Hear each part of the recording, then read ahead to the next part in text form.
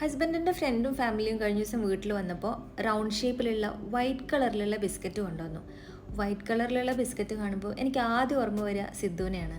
Tirur railway സ്റ്റേഷനിൽ train നിർത്തുമ്പോൾ ജനലിൻ്റെ സൈഡിലായി വന്ന് നിന്ന് എല്ലാവരോടും കുശലം ചോദിക്കും. എന്നിട്ട് ട്രെയിൻ എടുക്കാൻ നേരം ഓടി പാഞ്ഞൊരു കയറലുണ്ട് ട്രെയിനുള്ളിലേക്കായിട്ട്. നമുക്ക് തന്നെ പേടിയാവും. എന്തിനാ അവൻ ഇങ്ങനെ ചെയ്യണേന്നുള്ളത് എത്ര ആലോചിച്ചിട്ടും എനിക്ക് പിടികിട്ടിയിട്ടില്ല. പലപ്പോഴും ഞാൻ അവൻ്റെ അടുത്ത് ചോദിച്ചിട്ടുണ്ട്, എന്തിനാ നീ ഇങ്ങനെ അപകടം പിടിച്ച് പണി ചെയ്യണേന്നുള്ളത്. അപ്പോഴൊക്കെ അവൻ്റെ മറുപടി ഇതൊക്കെ ഒരു ത്രില്ലല്ലടോ എന്നായിരുന്നു.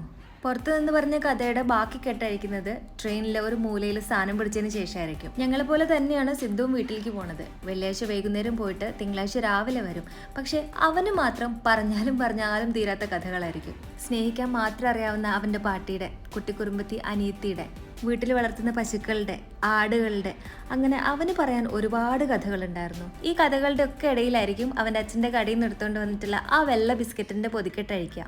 അത് ഒന്നോ രണ്ടോ ഒന്നും ആവില്ല കേട്ടോ. ആ ഒരു കമ്പാർട്ട്മെന്റിൽ എല്ലാവർക്കും കഴിക്കാൻ മാത്രമുള്ളത് അവൻ എടുത്തിട്ട് വരുന്നുണ്ടാവും.